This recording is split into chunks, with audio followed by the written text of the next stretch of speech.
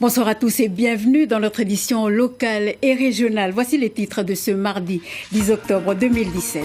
Les addictions au cannabis et à l'alcool au cœur du challenge Michelet. Plus de 300 jeunes participent à une semaine de rencontres et d'échanges axés sur la culture et le sport. Quel est le niveau d'exposition de la population locale aux métaux tels que le nickel? Le Centre national de recherche technologique vient de restituer son étude de biosurveillance. Explication dans ce journal avec France Bailly, directrice du CNRT Nickel et son environnement. Bonsoir. Bonsoir. Et à tout à l'heure. Football, relâcher la pression et se concentrer pour le match contre le Honduras à la Coupe du Monde U17. Passé la défaite contre la France, les jeunes calédoniens se mobilisent. Ils viennent de Kawa, de La Foi ou encore de Lifou et ils sont réunis à Boulari pour partager des activités dans le cadre du challenge Michelet. Au programme, des ateliers consacrés entre autres aux addictions, une sensibilisation menée envers ces jeunes âgés de 14 à 17 ans et qui sont exposés de plus en plus tôt aux problématiques liées à l'alcool et au cannabis. Reportage Laura Chintu, Claude Lindor. Je le lâche, tu vas l'attraper. Je le lâche. Tu as vu les réflexes? Donc en fait, elle est constamment en train de faire le point parce qu'elle ne voit pas sur les côtés. Connaître les effets du cannabis sur le corps sans en consommer, c'est le but de cet atelier. Chacun à leur tour, les jeunes se sont prêtés au jeu. Oh là, là il y a eu quelques sorties de route, là il manque quand même pas mal de plots. Pas besoin de plus, le zigzag hésitant entre les plots illustre parfaitement le danger encouru lorsqu'un conducteur prend le volant sous l'emprise du cannabis. Le cannabis, ça réduit le champ de vision et qu'on est beaucoup plus sensible à la lumière. Donc je pense qu'il y a des choses, tant qu'on ne les a pas pratiquées, on ne peut pas s'en rendre compte. Et souvent, la première réponse est de dire « Ah ben non, j'ai déjà testé, ça ne fait pas ça ». Tout simplement parce qu'ils ne sont pas en état, ils ne sont pas assez clairs pour juger des états en réalité. Et là, c'est très parlant, vous l'avez vu, ils peuvent pas contester que ça change complètement leur vision. Au fil des discussions, les langues se délient. Certains, en participant à ces ateliers, en profitent pour témoigner et motivent leurs camarades à arrêter, ou mieux encore, à ne jamais commencer. Je veux dire, le cannabis, l'alcool, c'est le fléau qui touche tous les jeunes, je crois, de la Nouvelle-Calédonie. Et c'est ce que j'essaye de transmettre à mon groupe de La Foi. Parce qu'on a un groupe ils ne sont pas tous fumeurs, mais on peut en parler pour essayer de les faire arrêter parce qu'ils ne sont pas totalement dépendants comme nous. Alors, tu vas souffler. Elle souffle assez lent, sans t'arrêter, d'accord? Je te dirai stop. Tu vas entendre un petit clac. Parfait. Un peu plus loin, ce sont les gendarmes éthylotest à l'appui qui prennent le relais pour expliquer aux jeunes ce que risque un conducteur en état d'ivresse. Une prévention nécessaire pour que les jeunes prennent conscience des dangers de l'alcool au volant. Oui, c'est très important. C'est pour l'avenir à eux aussi. Parce que là, en ce moment, tout ce qui se passe là, ici en Calédonie, les accidents, tout. Si l'addiction était au cœur des thèmes évoqués, les adolescents ont également pu s'informer sur d'autres sujets tels que le secourisme ou la santé sexuelle, l'information passant avant tout par le dialogue. Et puis à l'occasion de la journée mondiale sur la santé mentale, focus ce soir sur un mal-être qui frapperait de nombreux Calédoniens et il s'agit du burn-out. Aujourd'hui, l'épuisement professionnel n'est pas reconnu comme une maladie professionnelle. Alors nous avons voulu en savoir davantage sur ce phénomène. Le point avec Dave Reyonason et Kayotui. Lorsque Nouméa s'éveille, de nombreux Calédoniens prennent le chemin du travail avec ce mal-être, le burn-out, en cause le surmenage, souvent lié à une mauvaise organisation au travail. Conséquence, des troubles du sommeil, de la fatigue chronique, des symptômes dépressifs. Problème, le burn-out n'est pas considéré aujourd'hui comme une maladie professionnelle. On rencontre à peu près 1/5 de mes patients adultes viennent pour des souffrances qui sont liées au travail. Généralement, qu'est-ce qu'ils disent ? Le premier point, c'est qu'ils ne peuvent plus finalement travailler et qu'il y a une grande fatigabilité, une grande usure et qui va dans certaines formes extrêmes, je dirais, dans l'expression d'un sentiment dépressif poussant, je dirais, portant vers des idées suicidaires. Sur le territoire, ce constat, dans les administrations, les managers et les chefs de service sont aussi frappés par cet épuisement professionnel. Réduction d'effectifs, manque de moyens, certains services sont confrontés au surmenage. Ça peut être aussi un manager qui est touché parce qu'on lui demande à lui aussi des objectifs à atteindre, mais il n'a pas forcément les moyens humains pour y parvenir. Donc il y a aussi une surcharge de travail, les heures supplémentaires. Et en même temps, ce que j'entends aussi des gens qu'on rencontre, c'est qu'on me demande beaucoup, mais je n'ai pas de reconnaissance derrière dans le cadre de l'évolution de ma carrière. En 2015, le tribunal du travail de Nouméa avait condamné un employeur qui avait manqué à son obligation de veiller à la santé physique et mentale de son salarié. Selon une étude, 3,2 millions de Français seraient exposés au risque de burn-out.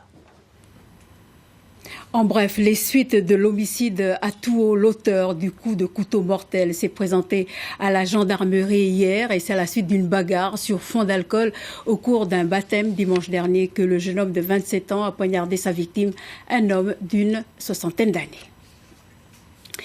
Niveau d'imprégnation et déterminant de l'exposition humaine aux métaux, c'est l'étude menée par le Centre national de recherche technologique Nickel et son environnement. La restitution des travaux est faite cette semaine. Elle a commencé aujourd'hui, d'ailleurs à Nouméa, et se poursuit demain à Koné, en province Nord. Avant de faire le point avec France Bailly, directrice du CNRT Nickel et son environnement, sur les conclusions de cette étude de biosurveillance et les recommandations générées, voyons ce sujet signé Chaouiane et Michel Bouillet. Les conclusions de cette étude révèlent par exemple une concentration en nickel élevée parmi nos populations d'une part, que les communes touchées ne sont pas forcément celles où il y a une activité minière d'autre part et que les enfants sont les plus exposés. On a trouvé des concentrations en nickel qui sont à peu près 20%, donc légèrement supérieures en moyenne en Nouvelle-Calédonie comparativement à ce qui a été mesuré dans des études similaires en France ou encore au Canada. Quand vous comparez la commune de Vaud et la commune de l'Île des Pins? Bien, ça, c'était ce qu'on a fait dans la deuxième partie de l'étude. On a voulu contraster, en fait, deux communautés. Une où il y avait une mine à proximité et une à l'île des Pins où il y a un massif minier, mais il n'y a pas de mine. Et on a trouvé, à notre surprise, que c'est à l'île des Pins qu'on trouvait les concentrations les plus élevées dans l'urine des participants. Et là, probablement que l'exposition vient de l'eau potable et également consommation d'aliments locaux, qui sont des légumes, par exemple, qui sont cultivés dans les sols qui contiennent des teneurs élevées en nickel. Et également la possibilité que les enfants puissent ingérer des poussières et du sol aussi quand ils jouent à l'extérieur. En résumé, en dehors des sites miniers, on trouve une forte concentration de nickel, de cobalt et de manganèse parmi les habitants de l'île des Pins et des Belles Èpes, tandis que le chrome, lui, est très présent chez ceux de l'IFO. Reste à savoir si cette exposition a des effets sanitaires, sachant que ces métaux sont potentiellement toxiques à forte dose et sous certaines formes chimiques. Ça sera l'objet de l'étude suivante, à la fois déterminer comment les gens sont exposés et est-ce qu'ils sont éventuellement atteints de maladies comme des allergies ou d'autres types de maladies suite à cette exposition. En attendant, les résultats de cette enquête seront remis cette semaine aux provinces, une enquête qui aura coûté 30 millions de nos francs. Et invitée de ce journal, France Bailly, directrice du Centre national de recherche technologique sur le nickel et son environnement. Merci d'avoir accepté notre invitation. Alors, s'il faut donner une photographie générale du niveau d'exposition de la population calédonienne, qu'est-ce que vous diriez ?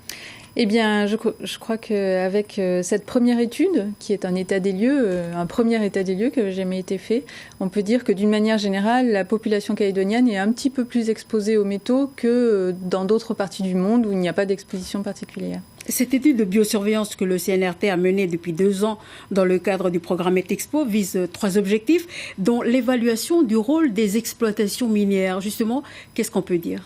Alors, on ne peut pas dire grand-chose finalement, parce que c'est la deuxième partie qui a été exposée par Pierre il y a quelques minutes. La deuxième partie de l'étude, c'était sur 2 zones ateliers. On avait choisi une zone témoin, l'île des Pins, sur lesquelles il y a des massifs de péridotite riches en métaux, mais il n'y a pas de mine. Et puis une zone atelier, la deuxième à Vaud. Donc c'est Vaud, Unjo et la tribu de Tieta qui sont a priori pas très loin d'une mine assez importante et également d'une usine. Et malheureusement, en tout cas, on n'a pas pu montrer l'influence de la mine parce que notre zone témoin était tellement exposée que ça a brouillé un petit peu tout ce qu'on aurait pu montrer. Donc les niveaux d'exposition à l'île des Pins se sont avérés être très élevés par rapport à Vaud. On est en plus un petit peu surpris qu'il y ait du chrome à Lifou. Comment vous l'expliquez ? Effectivement, donc la surprise, c'est le chrome et le manganèse qui ne suivent pas obligatoirement les massifs de péridotite. Donc on a essayé d'interroger les géologues. On pense que ça vient plutôt des roches basaltiques. De toute façon, un des enseignements de cette étude, c'est que ces métaux, c'est vraiment le fond géologique qui influe sur la libération des métaux dans l'environnement et l'imprégnation des populations. C'est ce qui est le plus important. Alors depuis le 19 juin 1876, c'est loin, date de l'acte de naissance officiel du minerai de nickel calédonien signé à l'Académie des sciences de Paris. Est-ce que cette exposition par inhalation de particules ou l'ingestion indirecte de poussière par le biais des végétaux comestibles s'est-elle aggravée ? Alors ça, on ne peut pas le dire parce que, comme je viens de vous le dire, c'est la première fois en fait qu'on fait ce type d'études d'imprégnation des populations et on ne connaît pas non plus, par exemple, les métaux dans les aliments. On suit assez peu les métaux dans l'eau également. Donc on n'a pas de recul sur ça. Après, ce qu'on peut dire quand même, c'est que d'une façon générale, là on a maintenant une photographie du niveau d'imprégnation des populations. Ça ne correspond pas obligatoirement avec un risque sanitaire avéré. On n'a pas encore ce niveau d'information. C'est une première étape. Maintenant, on va savoir peut-être où aller chercher des informations plus précises sur la santé des gens en fonction des niveaux d'imprégnation. Alors du coup, quelles recommandations en termes de santé publique ? Alors pour l'instant, ce n'est pas tellement des recommandations en termes de santé publique qu'on a commencé à émettre, mais plutôt des pistes de recherche pour continuer le travail en fait. Donc, qui sont des recherches, des études justement des métaux qui sont dans les aliments. Ça, c'est vraiment important de savoir ce que les gens mangent, en fait, dans l'eau potable. Et puis, ça, c'est un des aspects. Il y a des études épidémiologiques qui peuvent être également menées pour essayer de mettre en relation des pathologies au niveau vraiment très régional, avec des niveaux d'imprégnation. Et puis, on peut également faire des études pour voir pourquoi il y a plus de métaux à certains endroits qu'à d'autres. Très rapidement, Madame Baye, le Centre national de recherche technologique et nickel et son environnement a exactement 10 ans aujourd'hui. Il a été créé le 10 octobre 2007. Sa philosophie, mieux connaître, mieux exploiter, moins impacter. Est-ce que, en fait, votre étude s'adresse plus en faveur des industriels ? Alors en fait, notre étude, elle s'intègre dans un thème qui est l'évaluation des risques pour la santé humaine. Donc en fait, le CNRT, grosso modo, a 3 grands axes. Un premier axe qui s'intéresse à la technologie pour essayer vraiment d'améliorer la compétitivité des entreprises. Et puis un autre axe qui est plutôt l'environnement, pour essayer de réduire les impacts sur le milieu naturel et la population. Et là, on est vraiment tourné vers la population. Madame Baye, merci. Merci pour toutes ces précisions et merci d'avoir accepté notre invitation. Merci à vous. Social, les fonctionnaires calédoniens solidaires de leurs collègues de métropole et de l'outre-mer étaient en grève générale aujourd'hui. Au total, une trentaine d'agents adhérents de l'UNSA affiliés à la Fédération des fonctionnaires et ils s'étaient donné rendez-vous devant le portail du Haut-Commissariat en fin de matinée. Une mobilisation contre le gel de la valeur du point d'indice et de la perspective de suppression de 120 000 emplois en 5 ans. C'est la haute saison au CREPAC. Le centre de rencontres et d'échanges internationaux du Pacifique accueille en ce moment pas loin de 400 stagiaires en séjour linguistique. Ils viennent pour la plupart d'Australie et de Nouvelle-Zélande et leur immersion francophone est totale puisqu'en dehors de leurs cours, ils sont pris en charge par des familles d'accueil. Reportage Isabelle Brawé et Michel Bouillet. Cherche à apprendre le français avec vue imprenable. Pour les stagiaires du CREPAC, les pauses entre les cours se passent en extérieur, côté mer, et cela leur donne le sourire. 10% des élèves qui apprennent le français habitent en Nouvelle-Calédonie. Ils ont des profils et motivations variés. Parce que je peux pour apprendre le français. J'étudie agriculture à l'université. Je peux pour travailler en Afrique. Après, j'ai fini mon étude. Afrique, c'est demi-français, demi-anglais. Donc, je pense pour apprendre le français. Il y a aussi mes langues vernaculaires qui se suivent. Tout ça, ça fait que faut que je progresse encore. C'est pour ça que je reviens encore ici au CREPAC pour bien avancer sur mon français. Mon mari, il est un homme d'affaires et il a business ici. Je suis venue avec lui. Je commence à apprendre français. Au Crépac, les cours se passent par niveau et par petits groupes. Aujourd'hui, la classe se compose majoritairement de jeunes filles néo-zélandaises. L'exercice du jour, un jeu de rôle. Anna se transforme en présidente de la République. Elle doit répondre aux questions du public. La première porte sur le référendum de 2018. Alors, de l'année prochaine, il y aura un référendum pour décider si la Nouvelle-Calédonie va prendre son indépendance ou pas. Les stagiaires ont 3 heures de cours par jour. L'après-midi, l'apprentissage du français se poursuit différemment. Une semaine de cours coûte 27 000 francs environ. J'ai des très bons professeurs. Ils sont vraiment très enthousiastes. Et aussi, ils m'ont donné beaucoup de choses à lire, surtout l'année dernière. Disons que les élèves qui viennent apprendre le français au Crépac, ils sont complètement immergés dans la langue. C'est-à-dire qu'ils apprennent le français en cours et à l'extérieur, puisqu'on les accueille en famille d'accueil. Et on peut se rapprocher de la réalité dans laquelle ils se trouvent. Le Crépac est un lieu international qui accueille désormais 800 stagiaires par an. Sa devise, apprendre le français avec plaisir, séduit puisque les effectifs sont clairement en hausse par rapport à l'an dernier. Sport football, se remobiliser pour prendre des points au mondial des moins de 17 ans. Hier, la sélection calédonienne a pu revoir les images de sa défaite contre la France. C'est l'occasion aussi pour l'équipe technique de rappeler les fondamentaux. Hormis la séance d'autocritique, la journée a également permis aux jeunes de relâcher un peu la pression. Le reportage de Martin Charmasson et de Gaël Lecheverry. Les visages sont fermés, les joueurs tendus. Après la défaite 7-1 contre la France, c'est la correction des copies. Un débriefing vidéo d'1 heure organisé par le staff technique. Toutes les séquences de jeu sont analysées, positionnement des joueurs, comportement sur le terrain, choix offensifs, la moindre erreur est discutée. Pas question de se cacher derrière le statut de petit pousset, il faut revenir aux principes de base. Et quand je vois certains joueurs revenir en marchant, se replacer tranquillement, ça c'est inadmissible. Nous, la Nouvelle-Calédonie, on a très peu de chance au niveau football, mais si en plus on ne met pas l'ingrédient nécessaire, en plus, cette combativité, ces courses, ce courage, on est mort. Vous croyez quoi? Vous croyez que c'est au football qu'on va les mettre par terre, les équipes adverses? Qu'on va réussir à déjouer? Vous croyez vraiment qu'au football, on peut être supérieur aux autres? En étant objectif, en faisant preuve d'humilité? Non.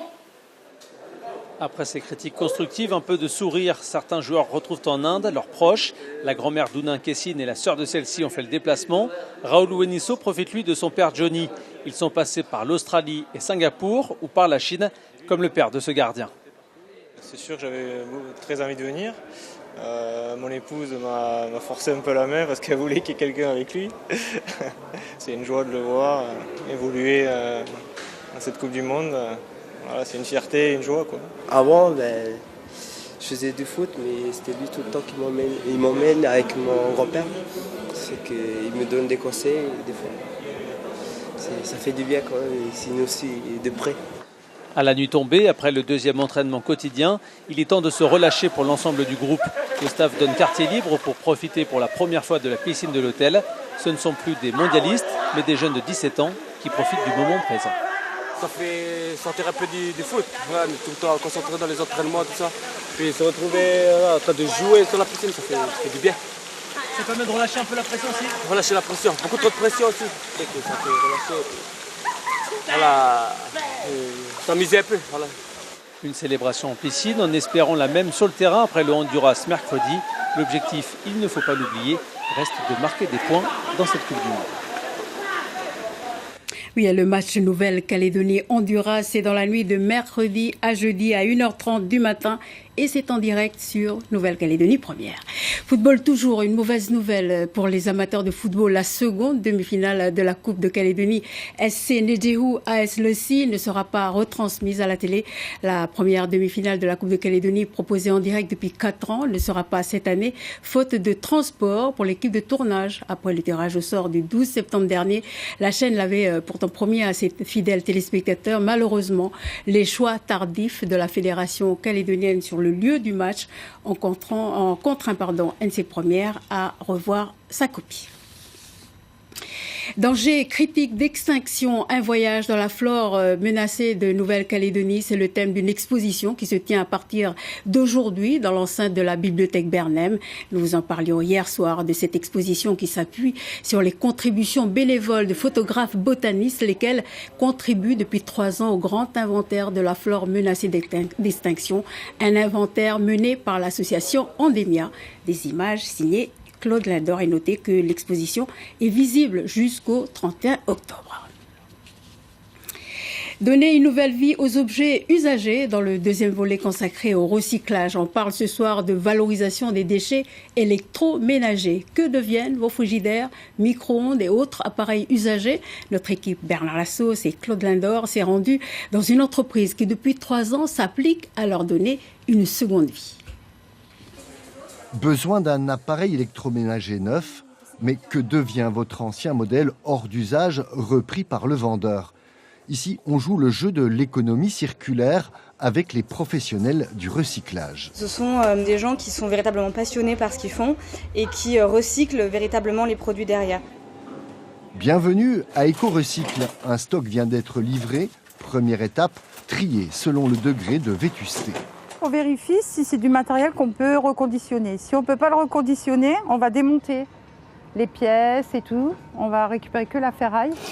Ferraille, aluminium, moteur, câbles électriques seront traités par l'entreprise EMC.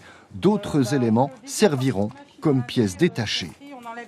On essaye de récupérer aussi les pièces qui peuvent servir pour la réparation d'une autre machine, voire de plusieurs machines, puisqu'on peut prendre un bouton, on peut prendre une carte électronique, on peut prendre un hublot. Des centaines de pièces pour machines à laver, réfrigérateurs et autres, de tout modèle ou presque, du plus grand au plus petit. Et voilà, notre stock de pièces qu'on démonte, ils sont ici. Nous avons les sécurités de porte, les poignées de porte qui cassent tout le temps. Tout est classé, ce qui nous permet de prendre les pièces, on les teste avant de les remonter pour voir s'ils sont bonnes. Et voilà. Réparer ce qui peut l'être, la passion d'Alain. Ici aux prises avec un micro-ondes, transformateur grillé. Il avait surchauffé. Et en fin de compte, avec un autre transformateur récupéré sur un autre micro-ondes, on peut remettre en service, lui donner une deuxième vie. Une réparation peu compatible aujourd'hui avec les services après-vente traditionnels. Ça doit valoir pas loin de 10 000 francs.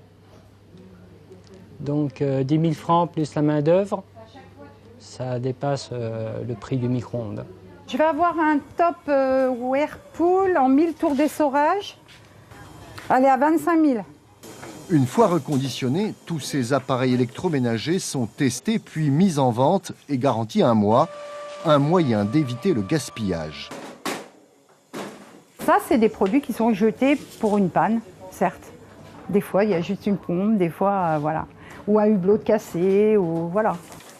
Les appareils définitivement réformés, dépouillés de tout ce qui peut être valorisé, sont alors envoyés vers la filière de traitement des matières premières.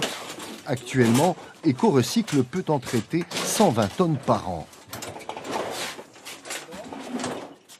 Votre programme de la soirée à partir de 20h, vous pourrez suivre toute une série de courts-métrages locaux, parmi lesquels Dans l'ombre de Erwan Bournet, qui a obtenu le prix Nouvelle-Calédonie Première du meilleur court-métrage. Demain, en radio, le conflit social au Médipôle sera au cœur de la matinale. L'invité de Nathalie Delay sera Pascal Rouault-Bruzy, médecin au Médipôle. Rendez-vous à 6h50 et le numéro d'appel, le 258-258, pour vos questions et commentaires. Merci d'avoir suivi ce journal. Très belle soirée sur Nouvelle-Calédonie Première et à demain.